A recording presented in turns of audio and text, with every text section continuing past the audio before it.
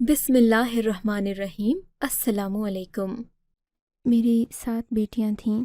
मैं अपनी 7 बेटियों के साथ काफ़ी अरसे से अकेली ही रह रही थी। मुझे वो वक्त नहीं भूलता जब मेरे शौहर ने, मेरी सास ने और मोहल्ले वालों ने मिलकर मुझे घर से निकाला था। मुझ पर बदकारी का इल्ज़ाम लगाकर घर से निकाला गया, पर किसी ने ये नहीं बताया कि मेरा कसूर क्या था, जबकि मैं जानती हूँ मेरा कसूर क्या था। सिर्फ़ इतना कि मैंने कोई बेटा पैदा नहीं किया। मेरी अभी तक 7 बेटियां ही थीं और शौहर ने भी यही कहा था कि मुझे बेटा चाहिए। अगर तूने बेटा पैदा नहीं किया तो मैं तुझे तलाक दे दूँगा। और फिर उसने ऐसा ही किया। मुझे तलाक देकर खुद दूसरी शादी कर ली और मेरी 7 बेटियां मेरे हवाले कर दीं। मैं तन्हा औरत थी, इन 7 बच्चियों का पेट कैसे पालती। सभी ने यही सोचा होगा कि ये तो किसी घर में जाएगी, अपनी इज़्ज़त का सौदा करेगी और फिर अपने बच्चों का पेट पालेगी। पर मेरा ये उसूल ना था। ज़िंदगी में मैंने आज तक कुछ ऐसा नहीं किया था जिससे मुझे शर्मिंदगी महसूस हो। मैंने अल्लाह का नाम लिया और घर से निकल पड़ी। मुझे सिर्फ़ अल्लाह का भरोसा था। मैं जानती थी कि कोई ना कोई काम वो मुझे ज़रूर अता करेगा, जिससे मैं अपनी बच्चियों का पेट पाल सकूंगी। और फिर ऐसा ही हुआ। मैं एक बंगले के सामने पानी पीने के लिए रुकी, क्योंकि उसके बाहर पानी के नलके लगे थे। पानी पी ही रही थी कि वहाँ की मालकिन बाहर निकली और हमें वहाँ से हटने का कहने लगी। अभी वो ये बात कर ही रही थी कि एक बूढ़ा बाबा भी मकान से बाहर निकला। उसने जो हम लोगों को देखा तो अंदर बुला लिया। वो औरत मुंह बनाने लगी, शायद कि उसकी बीवी थी। लेकिन बूढ़े आदमी ने हमें अपने घर में पनाह दी और कहा, तुम अपनी बच्चियों का ख्याल करो, 7 बेटियां लेकर तुम कहाँ जाओगी। मैंने बाबा जी को अपनी ज़िंदगी की सारी रोदात सुना दी और कहा, बाबा जी, मेरे शौहर ने मुझे बदकारी का इल्ज़ाम लगाकर घर से ही निकाल दिया था। अब आप ही बताएं मैं कहाँ जाऊं। मेरे साथ मेरी बेटियां भी हैं। मुझे कोई काम चाहिए। अगर आपके घर में कोई काम हो तो बता दें। मैं आपकी सारी ज़िंदगी गुलामी करने को तैयार हूँ, पर मुझे काम मिल जाए तो मैं आपकी शुक्रगुजार रहूँगी। मैं अपनी बेटियों की इज़्ज़त की वजह से भी परेशान हूँ। बेटियां तो बहुत नाजुक होती हैं, उनकी आबरू भी ऐसी ही होती है। मैं नहीं चाहती कि मेरी बेटियों पर आंच भी आए, इसीलिए मुझे किसी इज़्ज़तदार घराने में काम की तलाश है। अगर आप मुझे काम दे देंगे, खुदा ताला आपकी बेटियों पर भी करम करेंगे। मेरी बात सुनकर बाबा जी का दिल नरम पड़ गया। बोले कि ठीक है, तुम अब से मेरे घर में काम करो, और वैसे भी ये मेरी शादीशुदा बेटी है, इससे तुम डरना मत। ये तो यहाँ कभी कभार ही आती है, क्योंकि इसका अपना बहुत बड़ा घराना है। मेरे सभी बच्चे शादीशुदा हैं। मैं यहाँ अकेला रहता हूँ। मेरे पास और कोई नहीं है। इस बुढ़ापे के दिनों में मैं भी बेसहारा ही हूँ। अगर तुम मेरे साथ रहोगी तो यूँ तुम्हारी बच्चियों की वजह से मेरे घर में भी रौनक हो जाएगी। बाबा जी की बात सुनकर मैं बहुत खुश हुई थी, जबकि वो औरत जिसे पहले मैंने बाबा जी की बीवी समझा था, वो उनकी बेटी निकली। वो मुझसे कोई बात नहीं कर रही थी। शायद उसका मेरा यहाँ आना बुरा लगा था, पर मैं भी अपनी धुन की पक्की थी। मैंने बाबा जी से बहुत सारी बातें भी कीं और उनको यकीन दिलाया कि मैं उनकी इज़्ज़त भी करूँगी और ख़िदमत भी। बस वो एक बार मुझे अपने घर में काम करने का मौका दे दें। बाबा जी की बेटी अगले ही दिन रुखसत होकर घर से चली गई, जबकि घर में मैं और मेरी 7 बेटियां रह गईं। ये घर बहुत बड़ा था, किसी बड़े बंगले से कम नहीं था। मैं यहाँ रहने लगी तो मुझे एहसास हुआ कि ज़िंदगी में कितनी खुशियाँ भी पाई जा सकती हैं। इस घर में किसी चीज़ की कमी नहीं थी। मैं और मेरी बेटियाँ यहाँ खुशी खुशी रहने लगे। हम लोग दिन पूरा घर के काम करते, खाना पकाते, और बाबा जी के साथ मेरी बेटियाँ खेलती रहतीं। बाबा जी बहुत खुश होते, कहते कि अल्लाह तुम्हें बहुत बड़ी ज़िंदगी अता करे, खुशियों भरी ज़िंदगी दे। बेटी, तुमने मेरी पुरसुकून सी ज़िंदगी में कितनी रौनकें भर दी हैं, मैं तुमको बता नहीं सकता। मैंने तो आज तक तन्हाई में ज़िंदगी गुजारी है। अब ये 7 बच्चियाँ मुझे अपनी बच्चियों से भी ज़्यादा अजीज़ हैं। मैं अपना घर तुम्हारे नाम करना चाहता हूँ, ताकि मेरे मरने के बाद मेरे बच्चे तुमको तंग न करें। अगर मैंने ऐसा नहीं किया तो मेरी आंखें बंद होते ही وہ لوگ آ کے تمہیں تنگ کریں گے، جب کہ تمہاری خدمت، میری خدمت تم کرتی ہو، تو میں اپنا گھر بار سب کچھ بابا جی کی بات سن کر میری آنکھوں میں آنسو آ گئے۔ میں نے ان کو لاکھ منع کیا کہ آپ ایسا نہ کریں، مجھے اس زمین جائیداد کی ضرورت نہیں، جب تک آپ ہیں ہم یہیں رہیں گے، آپ نہ ہوئے تو ہمارا یہاں کیا کام۔ پر وہ اپنی دھن کے پکے تھے۔ اگلے ہی دن وکیل بلایا اور وہ مکان جو کہ تقریباً 10 مرلے پر پھیلا ہوا تھا وہ میرے نام کر دیا۔ تقریباً اتنے ہی مرلے کا ایک باغ بھی اس گھر کے ساتھ جڑا ہوا تھا۔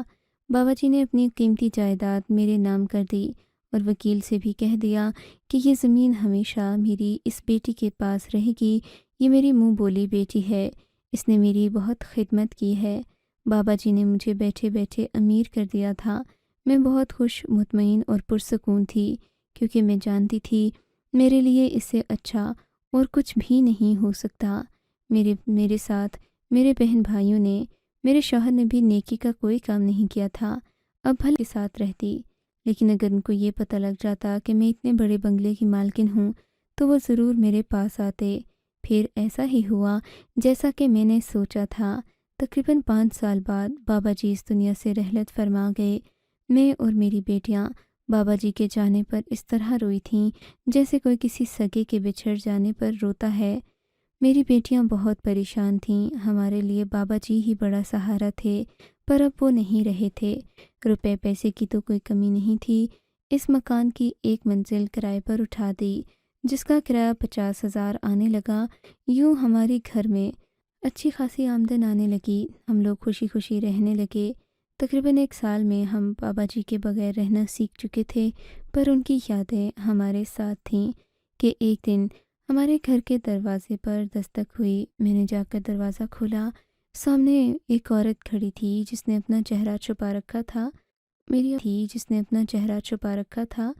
میری آواز سنتے ہی اس نے میری طرف دیکھا تو میں حیران رہ گئی۔ یہ عورت کوئی اور نہیں، میری بھابھی کھڑی تھیں۔ مجھے اپنی بھابھی کی شکل یاد آنے لگی۔ یہ وہی عورت تھی جس نے مجھے گھر سے نکالنے میں اپنا پورا کردار ادا کیا تھا۔ مجھ پر الزام لگانے میں اس نے کوئی کسر نہیں چھوڑی تھی۔ بھابھی آپ؟ میں نے حیران ہوتے ہوئے پوچھا۔ ہاں میں، کیسی ہو میری جان؟ ہم تو تمہیں ڈھونڈتے ہی رہ گئے، تم کہاں چلی گئی تھیں؟ ہم نے تمہیں بہت یاد کیا، یہ تو نہیں کہا تھا کہ تم اتنی دور چلی جاؤ۔ بھابھی کے لہجے میں مٹھاس تھی، پر اب یہ مٹھاس کس کام کی؟ جب مجھے گھر سے نکالنا تھا تب تو بھابھی نے کوئی ہمدردی نہیں دکھائی۔ بھابھی آپ کا بہت شکریہ، لیکن اب مجھے آپ لوگوں کی ضرورت نہیں۔ میں نے ان پر ایک سرسری سی نظر ڈالتے ہوئے کہا، ارے کیسے ضرورت نہیں؟ رشتہ دار ہمیشہ رشتہ دار ہی رہتے ہیں، چاہے تم ان سے رشتہ توڑو یا جوڑو۔ بھابھی دستی اندر آ گئیں، میرے گھر کو دیدے پھاڑ پھاڑ کر دیکھنے لگیں۔ ارے یہ تمہارا گھر ہے کیا؟ اتنا بڑا گھر بنا کیسے لیا تم نے؟ بھابھی منہ پر ہاتھ رکھتے ہوئے حیرت سے بولی۔ ہاں بھائی، بس اللہ نے دیا ہے، یہ تو نصیب کی بات ہے نا بھابھی۔ آپ نے تو مجھے گھر سے منحوس کہہ کر نکال دیا تھا، اب دیکھ لو میں اس ساری جائیداد کی مالک ہوں۔ میں نے اتراتے ہوئے کہا، ہاں بھائی، مان گئے تمہاری قسمت کو، تم واقعی بہت خوش قسمت ہو، تم تو قسمت کی دھنی ہو۔ تم نے جتنی بڑی جائیداد 20 سالوں میں کھڑی کر دی ہے، اتنی تو ہم لوگ کئی سالوں میں پوری زندگی میں نہیں بنا سکے، وہ بھی سب لوگ مل کر۔ پورا خاندان ایسا کارنامہ نہیں کر سکا۔ اپنی بھابھی کے منہ سے یہ سب جملے سن کر مجھے بہت تسکین مل رہی تھی، پر میں خاموش رہی، ایسے ظاہر کیا جیسے مجھے کوئی پرواہ نہیں ہے، مگر میں جانتی تھی کہ اب بھابھی میرے گھر کیوں آئی ہیں۔ ظاہر ہے میرا گھر اتنا بڑا خوبصورت تھا، میں خوشحال تھی، اب تو ان کو میں یاد ہی آؤں گی نا۔ بس میں نے سوچ لیا تھا کہ بھابھی کو اپنے گھر زیادہ دیر رہنے نہیں دوں گی، لیکن حیرت تو مجھے تب ہوئی جیسے ہی بھابھی گھر کے اندر داخل ہوئیں، میری ساتوں بیٹیاں خوشی خوشی ان سے ملنے لگیں۔ مگر حیرت تو مجھے اس وقت ہوئی جب میری بڑی بیٹی بھابھی کے گلے لگ کر جھومنے لگی۔ میں جانتی نہیں تھی کہ ایسا کیوں ہو رہا ہے۔ پھر بھابھی اسے گلے لگاتے ہوئے اوپر کمرے میں چلی گئی۔ میں حیران دیکھتی ہی رہ گئی، میری بیٹی تو بھابھی سے پہلے کبھی ملی بھی نہیں تھی، پھر یہ کیسے ہو گیا کہ بھابھی میری بیٹی کو لے کر اوپر کمرے میں چلی گئیں، مجھے اطلاع بھی نہیں دی۔ میں بھی بھابھی کے پیچھے پیچھے اوپر تک گئی، کیونکہ یہ گھر میں نے کرایہ داروں کو دے رکھا تھا اور آج کل وہ اپنے گھر گئے ہوئے تھے تو گھر خالی تھا، لیکن جیسے ہی اوپر گئی تو بند دروازہ میرا منہ چڑھا رہا تھا۔ بھابھی میری بیٹی کو لے کر کمرے میں بند ہو گئیں۔ یا اللہ، یہ کیا ماجرا ہے؟ خدا جانے کہ اسے کیا ہی پٹیاں پڑھا رہی ہیں۔ ایسی عورتوں کا تو کوئی بھروسہ نہیں۔ یہ سوچ سوچ کر میرا دل ہول رہا تھا۔ میں جانتی تھی کہ بھابھی کوئی نہ کوئی بات میری بیٹی کو ایسی ضرور کہیں گی کہ میری بیٹی مجھ سے متنفر ہو جائے۔ وہ تو ویسے ہی اپنے رشتہ داروں کو بہت یاد کرتی تھی، اب نہ جانے بھابھی اسے کیا پاٹ پڑھا دیں گی۔ میں نے دروازہ بجایا بھی، پر بھابھی نے دروازہ نہیں کھولا۔ مجھے بڑا غصہ آیا۔ میں نیچے چلی گئی، کھانا بنا رہی تھی، کچن میں ہی تھی کہ میری بیٹی اور بھابھی اوپر والی منزل سے ہنستی مسکراتی نیچے میرے پاس آ گئیں۔ میں نے اپنی بیٹی کو غصے سے دیکھا۔ میری بیٹی گلے لگ گئی، بولی کہ اماں، میں اتنے عرصے بعد پھپھو سے ملی ہوں، مجھے پھپھو کی بہت یاد آتی تھی۔ میں سمجھ نہیں پا رہی تھی کہ میری بیٹی اور اس کی پھپھو میں اتنی دوستی یکدم ہو کیسے گئی۔ میں نے ان سے کچھ نہیں کہا، خاموشی سے یہ حرکتیں برداشت کرتی رہی۔ ویسے بھابھی جان نے کچھ ہی دن میں چلے جانا تھا، سو میرے لیے یہ کوئی بڑی بات نہیں تھی، مگر بھابھی نے سیدھا میرے کمرے میں بیٹھتے ہی ایک ہی بات کہی، دیکھو نسرین، میں جانتی ہوں تمہیں ہم سے نفرت ہو گئی ہوگی، مگر اب یہ بدگمانیاں چھوڑ دو۔ دیکھو نا، میں بھی تو ہوں، میں تمہارے لیے کتنی کچھ قربانیاں دے کر یہاں آئی ہوں۔ سبھی خاندان والے تمہارے دشمن بنے ہیں، میرے بھائی جان بھی یہی کہتے ہیں کہ ہمیں اب تم سے نہیں ملنا چاہیے، لیکن میں نے ہمت کی، کوشش کی، تمہیں ڈھونڈا۔ اس کا مطلب تو یہی ہوا کہ مجھے تمہاری یاد آ رہی تھی، میں تم سے ہمیشہ سے ملنا چاہتی تھی، مجھے اپنی غلطی کا احساس ہو گیا تھا، اب تم بھی ہمیں معاف کر دو۔ آخر تمہارا کیا جاتا ہے، اب اس بات کو کافی عرصہ بیت گیا ہے، ویسے بھی اللہ نے تمہیں اب بہت کچھ دے دیا ہے، اس کی وجہ سے تم ہمیشہ خوش اور کامیاب رہو گی، تمہاری زندگی میں کوئی غم نہیں آئے گا۔ اگر تم کو لگتا ہے ہوں تو بے شک اپنی بیٹیوں سے پوچھ لو، اگر میں اتنی ہی بری ہوتی تو تمہاری بیٹیوں کو میں کیوں کر اچھی لگتی۔ میری بھابھی بولے جا رہی تھی، مجھے غصہ آ رہا تھا پر میں چپ رہی۔ تھوڑی دیر بعد بھابھی نے ایک اور انوکھی بات کر دی، دیکھو نسرین، اگر تم نے مجھے معاف کر ہی دیا ہے تو پھر مجھے اپنی بیٹی کا رشتہ دے دو، تم تو جانتی ہو کہ میں تمہیں کتنا پسند کرتی ہوں، اگر تمہاری بیٹی بہا کر میرے گھر آ جائے گی تو تمہارا ہی بھلا ہوگا۔ کیوں بھابھی، میرا بھلا کیوں ہوگا؟ میں نے نہ سمجھی سے پوچھا تھا۔ پہلے آپ صرف میری نند تھیں، مگر اب میرا آپ سے دوہرا رشتہ ہے، میں نہیں چاہتی کہ اب اس رشتے میں تیسری گرہ بھی لگے اور رشتے اور زیادہ مشکل ہو جائیں۔ میں رشتوں کو پیچیدہ نہیں بنانا چاہتی، آپ کے ساتھ پہلے ہی 2 رشتے ہیں، اب اپنی بیٹی دے کر مزید عذاب نہیں پالنا چاہتی۔ میرا ٹکا سا جواب سن کر بھابھی نے منہ بنا لیا، دیکھو بھائی، ہو سکتا ہے کہ تمہاری بیٹی میرے گھر آ کر زیادہ خوش رہے، تم سوچ لو اچھی طرح، میں کچھ دن بعد پھر آؤں گی۔ یہ کہہ کر بھابھی میرے گھر سے چلی گئیں۔ میں نے سکون کا سانس لیا تھا، کیونکہ میں اب ان کو مزید اپنے گھر آنے نہیں دینا چاہتی تھی، پر میری بیٹی ان کے جانے سے بہت زیادہ اداس ہو گئی، کہنے لگی، مجھے پھپھو بہت اچھی لگتی ہیں۔ اگلے ہی دن میں اپنے گھر آئی تو میری بیٹی گھر سے غائب تھی، میں نے اسے بہت ڈھونڈا پر وہ نہ ملی۔ میں نے اپنی باقی بیٹیوں سے پوچھا، پتہ چلا کہ میری بیٹی اپنی پھپھو سے ملنے کے لیے گئی ہے۔ یہ سن کر مجھے بہت غصہ آیا، پر اب میں اپنے واپس سسرال جا بھی نہیں سکتی تھی، میں بالکل نہیں چاہتی تھی کہ میرے گھر والے مجھ سے ملیں، سو میں خود ہی اپنی بیٹی کا انتظار کرنے لگی۔ میں جانتی تھی کہ وہ خود آ جائے گی، میرا جانا ضروری نہیں تھا۔ میں نے خاموشی اختیار کر لی۔ شام کو تقریباً 7-8 بجے میری بیٹی گھر میں خوش لگ رہی تھی، چہرے سے ہی اس کی لالی ٹپک رہی تھی۔ میں نے پوچھا، بیٹا کیا ہوا، تم کہاں گئی تھیں؟ پہلے نرمی سے پوچھا، سوچا کہ شاید وہ سچ بتا دے گی، پر وہ جھوٹ پر جھوٹ بولنے لگی تو غصہ آ گیا۔ میں نے اپنی بیٹی کو خوب مارا۔ میری بیٹی رونے لگی اور بولی، میں کل ہی پھپھو کو گھر بلاؤں گی، وہ اب یہاں رہیں گی، آپ نے تو ہمیں سب خاندان والوں سے الگ کر کے رکھا ہوا ہے، مجھے ایسی زندگی نہیں چاہیے تھی۔ میری بیٹی پٹر پٹر بولنے لگی۔ میں سمجھ گئی کہ بھابھی نے ضرور اسے اپنے رنگ میں رنگ دیا ہوگا، مگر اس کی نوبت نہیں آئی۔ بیٹی کے پیچھے پیچھے بھابھی جان بھی گھر آ گئیں۔ بولی، میں نے سوچا کہ تم میری بیٹی کو ڈانٹ نہ دو، اسی لیے میں اس کے پیچھے آئی ہوں۔ دیکھو بھائی، وہ اپنے رشتہ دار کے ہاں گئی تھی اس نے کوئی غلطی یا گناہ نہیں کیا، تم یہ بات کیسے کہہ سکتی ہو کہ تم اپنی بیٹی کو ماننے کی اکیلی حقدار ہو؟ ہم بھی تو اس کے رشتہ دار ہیں، ہم اسے بچانے آئے ہیں۔ اب میں یہ سب کر بہت پریشان ہوئی، غصہ بھی آیا، لیکن خاموش ہو گئی تھی، کیونکہ میری بھابھی جان نے اگر بھائی کو جا کر سب کچھ بتا دیا تو پھر میرے لیے بھی مشکل پیدا ہو جاتی۔ جو بھی تھا میرے خونی رشتے تھے، میں ان سے کب تک منہ موڑ سکتی تھی؟ میں نے بھابھی سے معافی تلافی کی، کہا کہ چلیں ٹھیک ہے، میں آئندہ بیٹیوں کو ماروں گی نہیں، آپ میرے گھر رہیں، چند دن ان کے ساتھ گزار لیں تاکہ ان کی بھی تڑپ کم ہو جائے، یہ آپ لوگوں کے بغیر نہیں رہ سکتیں۔ بھابھی اس بات پر خوشی خوشی مان گئیں اور میرے گھر رہنے لگیں، پر ایک عجیب بات تو یہ ہوئی کہ بھابھی نے اسی خالی گھر میں رہنا شروع کر دیا۔ یہ وہی خالی گھر تھا جو میں نے کرایہ داروں کو دے رکھا تھا، پر اب وہ الگ تھا، وہاں کوئی بھی نہیں جاتا تھا۔ بھابھی شام ہوتے ہی میری بیٹی کو لے کر اوپر والے کمرے میں چلی جاتیں۔ میں ان سے کہتی بھی کہ آپ نیچے آ کر سو جائیں، پر بھابھی میری بات پر دھیان نہیں دیتی تھیں۔ میں اکثر سنتی تو اوپر والے کمرے سے بہت زیادہ ہنسنے کی آوازیں آ رہی ہوتیں۔ مجھے برا بھی لگتا، پر میں خاموش رہتی۔ پھر ایک دن جو ہوا اس نے میرے ہوش اڑا دیے۔ میری بیٹی بھابھی کے ساتھ ہی رہتی تھی کہ ایک دن اس کی طبیعت خراب ہو گئی۔